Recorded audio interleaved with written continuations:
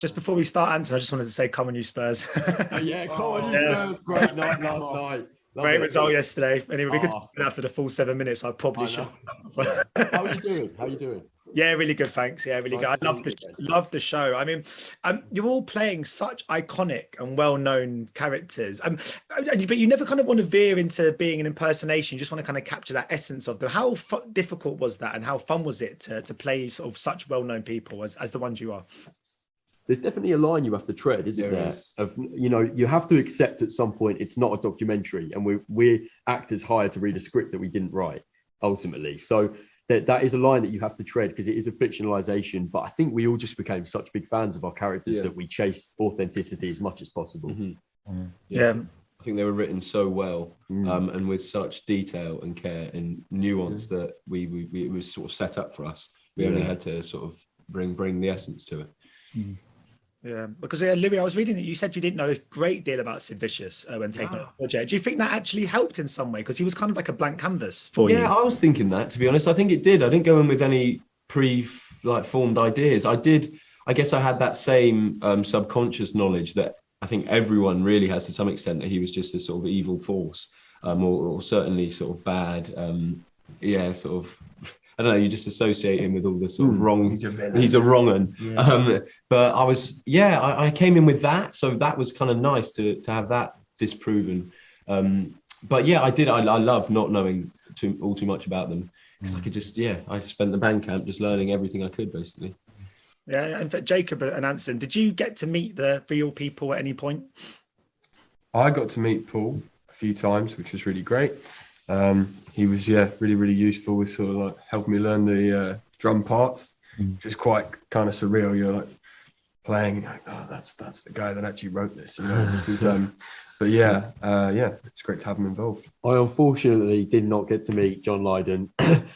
He chose not to be involved, but I was lucky enough to get to spend a lot of time with Paul and Steve Jones and Chrissie, Hynde and Glen Matlock, and loads of people surrounding them. Jordan, who was amazing, who passed away recently. I still got to meet loads of people. It would have been the icing on the cake to meet John. Maybe one day, who knows? So can any of you actually sort of did play instruments, or did you have to learn? I mean, sort of, Jacob, you were just saying about learning sort of the drums. I mean, did you have to pick up that skill just for this, or did you have sort of experience already with an instrument? I'd played a bit of music before. That's kind of what I did prior to doing this. Was I'm a musician. It's what I've done since I was like 13. Played in bands and stuff. But I'm a guitarist, really. I've kind of picked up some drumming skills over the years, but I really had to kind of hone them for this to do Paul justice, because he was a great drummer, you know, kind of the sort of one of the founding fathers of punk drumming. But Unless you count the recorder in year 4, I've never played an instrument before. Oh, we count the recorder. Do we count the recorder? Okay, I'm a very experienced musician. Whole crossbar. No, I was a blank canvas musically. I actually played the saxophone back in the day, jazz saxophone. Did you? Yeah, I did. Get that quiet. Sid. I can see you as a sax player. Did Sid play the Great saxophone? six. I was quite proud of myself. Yeah. Sid got to, Sid was that scene was cut, but Sid played the saxophone, which is kind of weird, isn't it? He's a good pianist as well, this one. Amazing pianist. I'm really not. I've got a really light touch. But I've never played bass before. I loved it. I really loved it. Building up the calluses on my fingers and playing with Jacob. There's a really cool sort of rhythm relationship. Yeah, exactly. Being in a band in general is such a cool thing to do. Yeah. So when you were on set with all your instruments, were you ever tempted to try and create some of your own music together? We did a bit of sort of like mucking around with random. It sort of just happens. It's really Louis was coming up with little riffs, every now and then. We drive the crew crazy. Because it's intense on a film set anyway, and you need to keep quiet. It's always about keeping quiet while they're setting up and stuff, because people need to think. But it's not ideal when there's a lot of music around. 4 young people with live instruments, especially me with the drums. I can't help myself. You know, it's so loud. I really can't, you know. The amount of times it's like, Jacob, if you would please shut up. I'm sorry. You know, but it's just too much fun, really. And I got a drum kit for my 13th birthday, and then when I got it, I was never allowed to play it because it was too noisy. So, Noisy. Yeah. so I mean, the punk. I find that when I watch this, there's something so infectious about that punk energy and that punk mindset, that kind of like carefree, reckless kind of attitude towards life. All of you guys had to embody that in these characters. Did it leave an effect on any of you? Did it change your perspective on the world at all? Just being in the bodies of people that had that kind of that mindset. Yeah, it did in a way, or at least learning about it. I suppose in terms of sort of individuality, when I used to see people wearing like sort of out there clothes or slight stuff that I thought might be a bit weird, I think, it's kind of funny. But now I sort of have a bit of respect for people who step out of their house wearing something. You dissed my green sunglasses the other day. He dissed my green sunglasses the other day, so he's talking rubbish. That was just crazy. I mean, that was mental.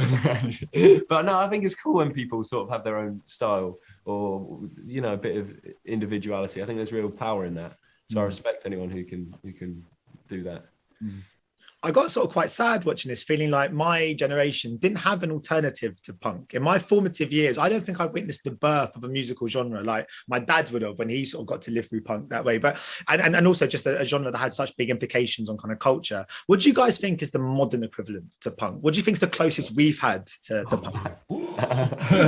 I think the last sort of great decade for new music was, I know this is going to sound like a cliche, but I mean, for me, I'm a big fan of guitar music, and I think the last time something really exciting happened there was probably the 90s, to be honest, with all the grunge stuff that came out of the US, and obviously Britpop too. Yeah, I can't think, I don't know. I'm just excited we got to experience this, and I'm excited for a whole new generation to see it and be inspired by it, because I think it's had a real effect on us, hasn't it? You know, you asked about has it changed us since? Definitely. I find myself with kind of saying yes to so many more things, like invitations and stuff. I think it taught me about morality in a way, like don't care about what other people think and wear what you want to wear and listen to what you want to listen to, do what you want to do. I think it's so exciting. Yeah. I've never had such a musical light bulb moment as well, other than when I played this character and learning about punk. Yeah, so I just want a bright pink T-shirt to this. You know, there you go. You're trying it already. Yeah, but was that or a Spurs shirt? So, but no, but from I would have preferred the latter. Yeah, but from all the kind of archive footage that Danny kind of really cleverly kind of interweaves into this, and then just looking at the depiction of England at the time, you can see how different England is as a country these days in many ways to what it was then. But what for you is the relatable element in this tale that places this project in a kind of contemporary setting, will allow for it to resonate with audiences? I think like just that thing of like young people wanting to, you know, being dissatisfied with their surroundings is totally timeless. You know, that's always been there. And I think young people will connect with that today. And feeling like you've got something to say, something on your chest that you want to get off that no one else is saying. You know, and the Pistols articulated that really, really well. So yeah, hopefully people. You know what I mean? Yeah. You always want to be about when you're a teenager, don't you? Yeah, brilliant. Well, I thought it was fantastic. I've only seen 2 episodes, but I can't wait to finish it. But thank you so much, guys. Much appreciated. Good to see you again, Anson, and you guys. Good to meet you. And best of luck with the release of the series. Cheers, Stefan. Thanks so much. Talk to you again. Bye-bye. Ladies and gentlemen, you're watching Hey You Guys. Hey You Guys, huh? Hey You Guys. Is that from the Goonies? It is indeed, yeah. Nice. Hey You Guys!